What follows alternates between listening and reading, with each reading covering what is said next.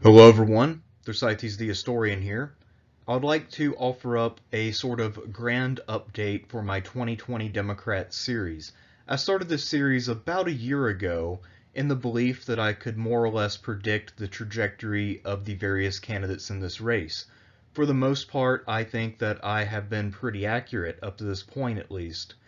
But there have been things that have happened that I think require an update.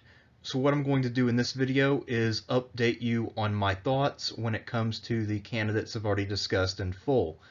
Of course, since the last time I made one of these videos, there have been many new candidates to enter the field. In fact, Richard Ojeda, the gentleman on the center of your screen, entered and exited the race in the time between this video and my last one. Andrew Yang on the left, I have not talked about yet. He's someone who's pretty interesting. I'll have to make a video about him. And Beto O'Rourke is someone who people insist upon considering a real contender, so I will also have to make a video about him at some point. But for now, let's just get into our February 15th, 2019 update and take another look at people that I've already discussed in the past. Since we last spoke on these issues, there have been a number of developments which I think have had an impact on the dynamics of the 2020 election. One of the major things that's happened since the Democrats have taken office is that we now know that Speaker Pelosi has every intention of preventing her own party from being able to pass Medicare for all. She has assured her donors, especially the health insurance companies, that she will not allow this to happen. In fact, she has gone so far as to eliminate the official bill and taken away the designated number that people were trying to build support behind. I forget the exact number. I want to say it's HR 676. But anyway, that bill is no longer listed as Medicare for all, despite having been that for several years up to the present. So this will be a fight that will really test the mettle of these 2020 candidates, and it will test their mettle both because it will require them to go against the party apparatus, the donors, and the most powerful Democrat in power right now, Nancy Pelosi. Another issue that has emerged within the last week or so is the issue of the so-called anti-Semitism of Ilhan Omar, who is backing BDS and has condemned the Israeli lobby. She has said that AIPAC is basically another lobby just like the NRA or any other, and that their influence is a corrupting one. So because of that, she has been called an anti-Semite, and a shocking number of would-be progressives have really fallen on the wrong side of this issue and condemned her, and we'll get into that as we go along. That is something that I think will be used later as a litmus test for a candidate's purity and also for their character, their ability to stand up when times are tough. That along with standing up to Pelosi. The new political superstar coming out of the 2018 cycle is Alexandria Ocasio-Cortez. She has been taking the nation by storm. She has become wildly popular, and she's becoming the new gold standard of a progressive Democrat. Sure, there are plenty of people on the right who try to condemn her as some sort of dimwit or radical, but they are outnumbered by the people who are very enthusiastic about AOC and her ideas. So how candidates compare to AOC will become a major factor. If you compare unfavorably to her, or you're nothing like her, that might be a problem. And unlike a lot of politicians who are very cautious about endorsement, I just don't see AOC as being shy with giving her endorsement. And because of her influence right now, that endorsement will carry quite a bit of weight, and it could really put a progressive candidate on the map or over the top, assuming that her influence remains steady or continues to increase, of course. Now, because AOC has come onto the scene, this means that the establishment will need a counterbalancing weight. And there are only two possible people who could do that, and both of them share the same last name. I'm talking, of course, about the former first couple, Barack and Michelle Obama. Normally, Obama is very cautious with his name and his endorsement because he doesn't want to endorse candidates who might lose. He was like that even as president. But if he is pressured enough and he feels like he needs to provide counterbalance to the progressive wing of the party, I think he probably wouldn't really hesitate to come out for someone like a Kamala Harris, a Joe Biden, or whoever it might be who would emerge as the major establishment contender. And the same thing for Michelle Obama. She actually might go out first as sort of a trial balloon to see if she can effect a bump and then have Barack come out a little later and really try to put someone over the top. So anyway, as I see it, those are the newest X factors to look out for. Now let's get into how each of our various candidates has progressed. And what I've tried to do is organize this based on who has done the most shittily to who has done the best. So let's see how people have been doing. Let's begin by looking at the two billionaire donors who have political ambitions, Tom Steyer and Howard Schultz. Tom Steyer wisely decided that he doesn't need to run and that the country probably doesn't need another egomaniacal billionaire. So whatever his flaws might be, Tom Steyer does have at least some degree of sense. He's still pushing hard for the impeach Trump thing. I doubt it will ever amount to anything, but this guy's got money to waste, so I guess let him have some fun. As for Howard Schultz, he has moronically decided to run as what he calls an independent centrist. And what he is doing is running as a neoliberal in the purest and most refined form possible, which is to say that he is very, very right-wing and corporatist on economic issues, where he really wants to cut into entitlements. His obsession is over debt and deficit. But on social issues, he's more or less your standard Democrat, fairly liberal. And so far, his campaign has gone over like a lead balloon. At his own announcement ceremony, where presumably he had somewhat of a picked crowd, someone actually jeered him, called him an egotistical asshole, and said that all he was going to do is divide the vote for Trump. And things have not gotten better since that day.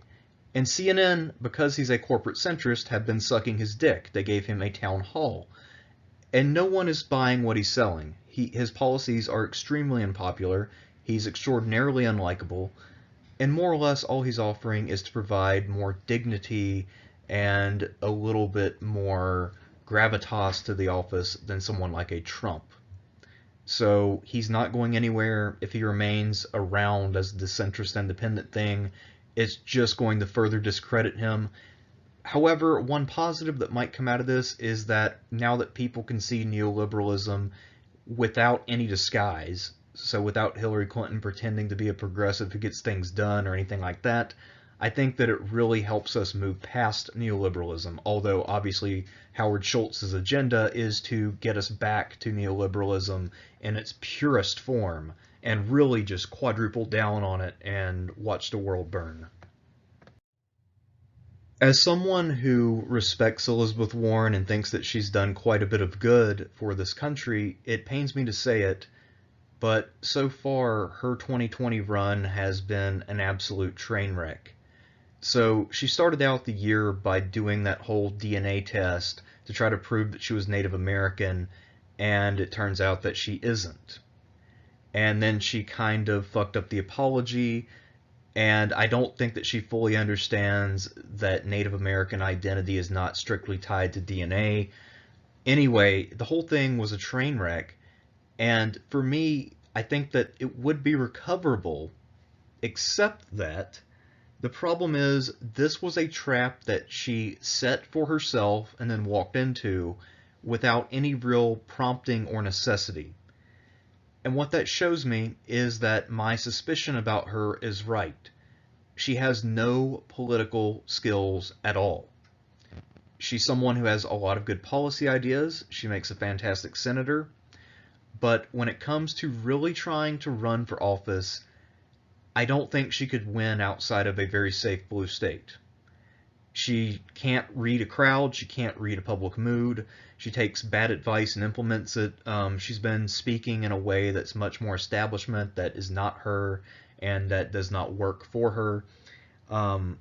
She's really just not doing well. She's also been hedging a bit on Medicare for All, And that is not the correct strategy for Elizabeth Warren, who is clearly thought of as a progressive. And I still stand by my original analysis that you're going to have to win over one of the two branches of the party before you try to win over the whole thing. You can't try to wedge yourself between the two and then come in at the last minute and claim both. I don't think that's going to work. You need to stay in one or the other. Elizabeth Warren has clearly been labeled as a progressive. If she cannot win as a progressive, she is dead on the water. And unfortunately, at this point, I don't think her odds are very good. So let's move on to the next person. Oh, quick note. Howard Schultz's personal approval rating is at 4%.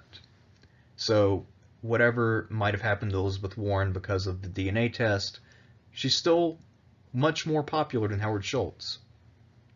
Important to note. When I made my Sherrod Brown video, I was arguing that he was a dark horse who could possibly come out of nowhere and be the guy who appeals just enough to everyone to get the nomination, and who, because of his Midwestern background and his strong stance on trade issues, would be a very strong candidate to defeat Trump.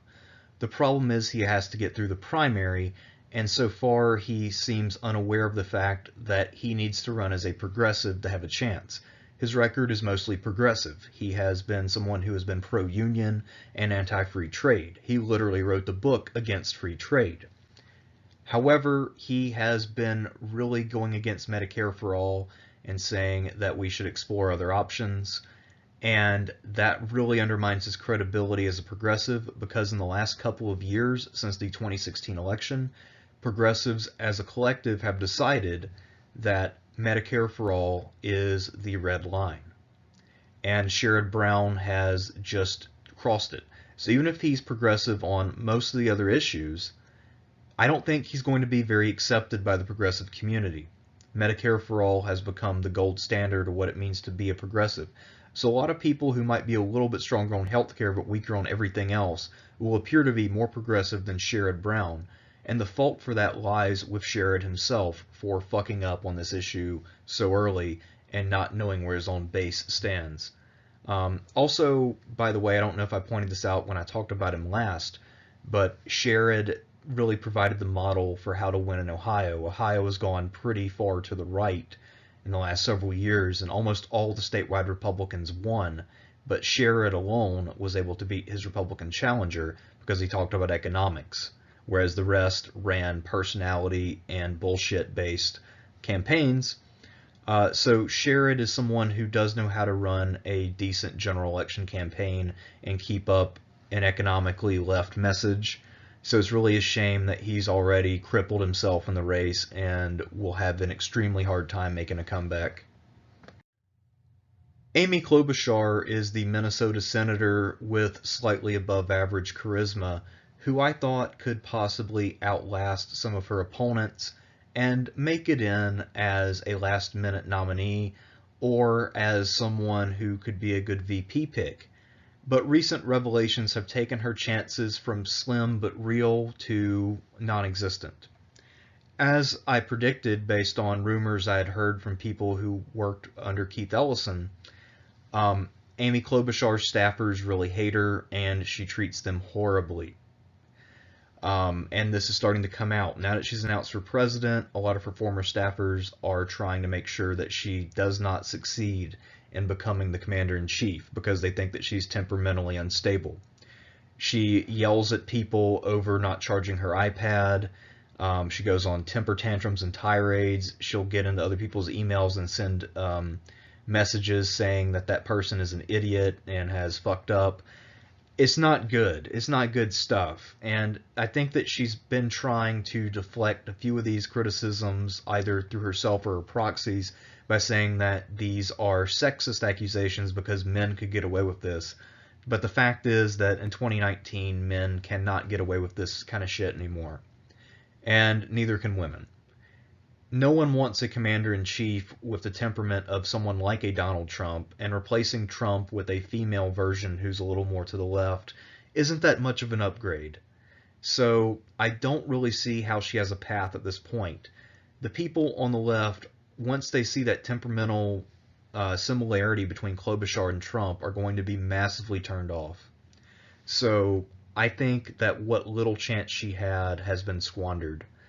I would still say that she has done a little better than people who could have been actual contenders like Warren and Brown, just because she didn't really have that great of a chance to begin with. But, whereas they could possibly mount a long shot comeback, she's completely out. I just don't see her coming back. She's down for the count. According to people like Harry Enton and Chris Cillizza, the frontrunner for 2020 is Kamala Harris, the California senator. However, right now, on February 15th, 2019, I'm going to make a bold prediction. Kamala Harris will not make it to Super Tuesday. By this time next year, she will already be out of the race. She has no legs. Let me explain why. Going into any campaign, when you have your initial speech or launch video, you have a chance to introduce yourself and make a good first impression. And most of the other candidates have done okay with that. Klobuchar's launch was a little bit shaky and it was ridiculous in a snowstorm or whatever, but it wasn't terrible. With Harris, someone who people already know her name, but they just want to get to know her as a candidate, her launch video was extraordinarily uninformative, and they might have actually left that video knowing less about her. It was just her face on screen saying words like democracy and freedom, and then saying these aren't just words, these are our values. She didn't tell her story, she didn't lay out any policy specifics, so she didn't really do anything well. In fact, the video reminds me very much of one of those like YouTube tutorial things released by YouTube itself to encourage people to use the platform and use certain features. It was very generic, very corporate, very cheap feeling, very superficial. It's not the message you want to send, although it is an accurate reflection of who Kamala Harris is and what she stands for, unfortunately. The other thing that's really dicking her over, well, a couple things. One is that in the age of identity politics, Kamala Harris is supposed to be the favorite, the first option for the establishment. And the thing is, it's not working. So she's a half Indian, half black woman. But the problem is, her parent who is black is not from the United States. So what I've seen is a lot of people who consider themselves to be DOS, descendants of slavery, i.e. American black people who were descended from slaves. They don't accept her as black. They accept her as African, which is a difference. So when she tries to meet with people like the Reverend Al Sharpton here and really embrace the civil rights heritage, a lot of people see her as a phony because she actually had no stake in that. Her parents were immigrants. And the other thing is that she keeps talking about her parents having been involved in the civil rights movement, but she can't really prove it. It's not going over well, and a lot of people in the black community see her as more or less a figure produced by the DNC to get their vote, and they're not really happy about that.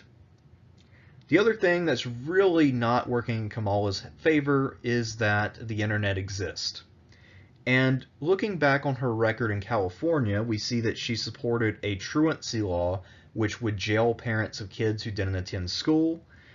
She was in favor of allowing the police to seize assets, something that would really offend civil libertarians of any stripe, including people on the left. In general, this would obviously be used massively against her to talk about like big government coming to steal your home and hearth.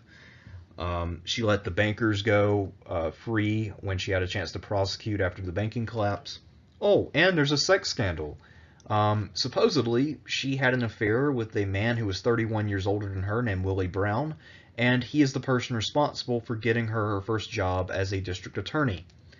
So far, things have not been going well for Kamala, but because she has so much goddamn money, she might still be able to make a run at it, although I think we're looking at the Jeb Bush of 2020, and she is the lady on your screen. So we'll see if I'm right, but so far I've been pretty accurate. So I think, yeah, expect her to flame out and expect corporations to waste a lot of money helping her do it. In my video on Cory Booker, I basically called him a corporate whore. I don't retract that in any way. However, I would like to modify that just a bit.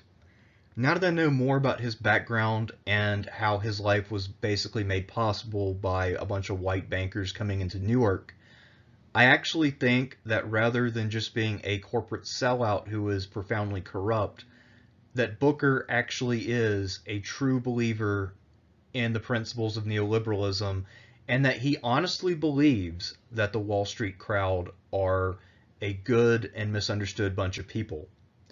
People like Hillary Clinton, I don't think she ever believed that, but she just went along with it because she likes power. And whatever got her power was therefore good. With Cory Booker, I think that he honestly and genuinely believes that America does best when Wall Street does best. And he thinks that these people are his friends and benefactors, and that if we keep supporting them, they will eventually support all of us. So I'm not saying that he's a corporate whore anymore, I'll just say he's a corporate fool. I think that this is a distinction that should be made to save his honor to some extent. Also, he actually had a really good intro video. It might have even been the best intro video. The problem is that we all know who Cory Booker is. We know that he is all in favor of anything that's corporate. And once people watch that video, they'll say, hey, Cory Booker seems cool. Let me look up what he is about. And then, of course, they will decide that he is not their guy. So I think that he has helped himself some with that video. And like I said, my opinion has been revised from corporate sellout to corporate fool. But I don't think that he has fundamentally shifted his position. He's only improved it slightly. But with Kamala Harris falling like a rock, that actually might be a little more significant than I'm making it out to be. I guess time will tell. I don't know exactly where Booker will end up finishing, but I'm still pretty confident that he will not be one of the last people standing. To round out the 3 Gen X establishment candidates, the person who so far has done the best is Kirsten Gillibrand. She didn't have the big rollout video like Booker had, but she has done just enough to keep herself in the conversation without being under scrutiny. And I think for her that's a good thing. What she's going to do is wait to the debates and then try to make herself stand out by touting her voting record, which in the Trump era I think is actually the most liberal. She is someone whose voting record in the Trump era has been to vote against literally all of his nominees. I think she's the only person who did that. So what she's going to do is run as a super Democrat. And she will try to position herself to progressives as being to the left of even Bernie Sanders. Whereas people on the right will know where she gets her money, so she will try to unite the two threads. Now, as I said, I'm skeptical of this strategy. However, Gillibrand is an extremely good politician.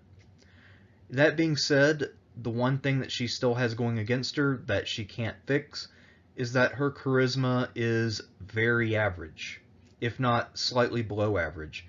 And it's not that she's not a good speaker, because she is. The problem is that she never seems sincere or genuine. So that will really be a problem if she has to, say, do a one-on-one against someone like a Tulsi Gabbard or a Bernie Sanders who has a lot of charisma. At least with Tulsi. I mean, Bernie, he has his own brand of charisma. You know what I mean. You know what I'm trying to say. Bernie's very genuine. Tulsi's very charismatic. That would not bode well for Kirsten. That being said, I would never count Kirsten out, and I think that things are playing out exactly as she wants them to. She knows that she can't be a front runner early. She knows she has to bloom late. And so far, things are playing out just the way they need to for her to have a shot. So I'd say that she's been doing pretty damn well for herself. Joe Biden has more or less done well for himself over the last several months. And the reason that I say that is because he hasn't fucked up. Joe Biden is very gaffe prone, as you may well know, So the fact that he's been mostly out of the public spotlight is a good thing. The other thing that he has going for him is that he has high name recognition and that this has not faltered despite the plethora of candidates. I think that what Joe is trying to do is let other candidates emerge, take hits, and fizzle out. This will enable him to see what is flying and what is not flying in 2020. However, at this point, he has firmly been positioning himself slowly but surely as an anti-populist. I think that his strategy is to run as the anti-Trump. So if Trump is populist, he, Joe Biden, is not. I think that this is exactly wrong. Joe Biden's personality, voice, speaking style, all of those things work best as a populist. And he was at his most popular when he was Scranton Joe, the kind of blue-collar, middle-class guy in Washington among all these elites who, would talk about working families and what it's like to be in Pennsylvania or Delaware struggling to make ends meet. But now that he's trying to run as an anti-populist, middle-of-the-road kind of guy, it just doesn't work.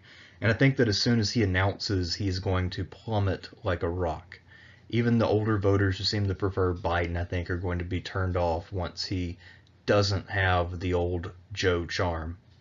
So if Scranton Joe were still around, he would do okay in this race, but this new Joe Biden, who is just running as the Hillary Clinton of this cycle, is not going to go very far. But again, we're talking about how these candidates have performed up to this point. So Joe Biden has not jumped off the cliff yet, but that will come in due time. The other older gentleman who is conspicuous by his absence is Senator Bernie Sanders from Vermont. Bernie, of course, lit the world on fire in 2016, coming out of nowhere as an elderly socialist Jew, and nearly took the nomination from Hillary Clinton. Since then, he's written a couple of books, he's founded the Sanders Institute, and he has also founded Our Revolution. I would be stunned if Bernie didn't run. He has a lot going for him. He has a whole lot of people willing to volunteer for him, a lot of people who are willing to donate money, great name recognition. He has a recognized track record. He has been laying out policy after policy, dealing with all kinds of initiatives and issues over the last several years. He's kept himself in the spotlight without being overanalyzed. If he runs, he will, I think, be the person to beat. Even though the establishment will be against him and the party apparatus will be against him, he will still be driving the agenda to a large degree. And I think even in his absence right now, he's still hovering over the conversation quite a bit. Why is he holding out? I think that it's, and the same thing I said for Biden, that what he's doing is letting the other candidates come out and reveal themselves for what they are, and make people miss his consistency and his vision, his substance. So that way he can try to recapture the lightning in a bottle from 2016, where people are looking for someone different who has substance, and then they realize that it was Bernie all along. I assume that's what he's doing. I don't actually know.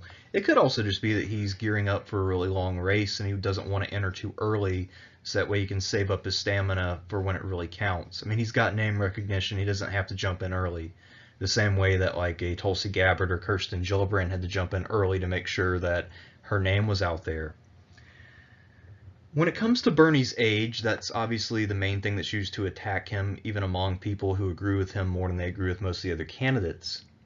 And my response to that is simply that age is something that, while it has an objective value in diminishing a person's abilities, we have to consider where someone is starting at. Let me use this analogy. Michael Jordan, when he played on the Wizards, was not the Michael Jordan who played on the Bulls. However, he was still a very good player, and he was still better than most of the people in the league. So the thing is, if we get Bernie Sanders in office and he begins to decline, and he's not as sharp as he used to be, let's say he's 80% of what he is right now, that is still better than 100% of almost any other candidate. And I think that this is an easy choice, especially if he chooses someone who could potentially succeed him and continue his work, carry on that vision that he promotes as a candidate. So with Bernie, I think that he can overcome the age problem, simply because most of his competition, as we've seen, is not that great. A lot of these people have pretty deep flaws. So those are my thoughts on Bernie, and I think that there is one person who actually has won more than Bernie Sanders over the last several months, and my pick will probably surprise you a little bit. So let's see who it is. Of all of the early videos that I made predicting how candidates would do, the one that I'm the most proud of is my Tulsi Gabbard video. I predicted that she would be smeared over the Assad thing, and that because she's a progressive who's anti-war, she'd get attacked very consistently. Well, here we are, and that is exactly what's happened. I also predicted that her charisma would help her deal with these problems, and I was right once again. However, if anything, she's proven to have a lot more grace under fire than I thought possible. I see her go on podcasts and shows and get attacked as an Assad apologist, or a Russia bot, or whatever the case might be, and she deftly defends herself without ever losing her cool and by stating facts that many of the people accusing her don't know. She was recently on Morning Joe, and some idiot accused her of not wanting to fight Assad or back the troops for fighting Assad, and her response was, since when have American troops been fighting Assad? American troops are fighting ISIS. We're technically on the same side as Assad. This journalist, so-called, did not know that. So I think that through all of these encounters, even though the media is attacking Tulsi, she will end up winning in the end in terms of getting the better of these exchanges. Also remember when the media attacked Trump, that actually helped him. It gave him free coverage. The more they attack her, the more it's really going to help her, and it'll be more so than with Trump. Because with Trump, they'll cover him saying things that on the face of them are not positive things, like some of them are rapists when you talk about Mexicans. Tulsi Gabbard wouldn't make a mistake like that. And if you accuse her to her face of something, she won't resort to name-calling or lose her cool or melt down. And I think that people will really respond to that trait in her, not to mention her anti-war agenda and her progressive policies, including not backing down on Medicare for all. Of all the presidential candidates, she, both in terms of superficial identity stuff and in terms of policy, is probably the closest thing to AOC, well, unless you count Bernie. And look, charisma is always an X factor. Of all the people we've talked about, Tulsi has by far the most charisma. So I think that she is looking more and more like the person who might be this year's dark horse. The other thing that's come out about her recently that has turned some people away for the time being is her anti-gay past. The thing is, many people did evolve on the issue. She was one of them. She's been pretty open and honest about that. And ultimately, I think that she will be able to convince people that her evolution was genuine and that she is now on the right side of the issue. If you'll recall, her voting record speaks for itself. She has a 100% voting record from, what's the group called? The Human Rights Campaign. So, yeah, I think that she is going to make a serious run at it. I don't know how she'll finish, but I do think it's safe to say that she has a much better chance than a whole lot of people we've talked about so far. So anyway, just by virtue of being able to hang in there and roll with the punches, I have to say that Tulsi Gabbard has won the most, and that she has proven to me more than anyone else that she will do stuff in this race. So those are my thoughts so far on the 2020 primaries. I'll come back eventually and cover the Andrew Yangs and Beto O'Rourke's of the world. But until then, I'm Thersites the Historian. Make sure that you're subscribed, and hopefully in the near future I will have a video on a certain individual named Seleucus I. Totally unrelated to the series, but much more demanded actually. Anyway, later.